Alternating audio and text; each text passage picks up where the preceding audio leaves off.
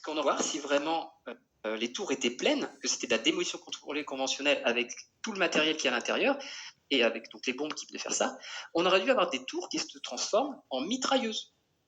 Imaginez le piston, la vitesse des vents, et avec le mobilier qui est à l'intérieur, les tables, les chaises, le verre, n'oubliez pas que le bâtiment, il était encore avec toutes ses vitres, hein, ils n'ont pas eu le temps d'enlever les vitres comme on fait quand on détruit un bâtiment. Donc imaginez les projections qu'il aurait dû avoir. On aurait dû avoir mais des gens blessés à des centaines de mètres, recevoir des objets mortels. On aurait pu avoir des gens qui courent dans la rue et qui se font transpercer par une table, une chaise, vu la violence qu'il pouvait y avoir. On ne voit rien de tout ça. Et imaginez en fait, la longueur des éjections qu'on aurait dû voir. Ça, c'est ridicule, c'est rien du tout. On aurait dû avoir quelque chose de bien plus important, un souffle. On a vraiment un piston, des vents très très forts Ça, ce n'est rien. Ça s'explique autrement, mais ça ne s'explique pas par l'emploi des bombes.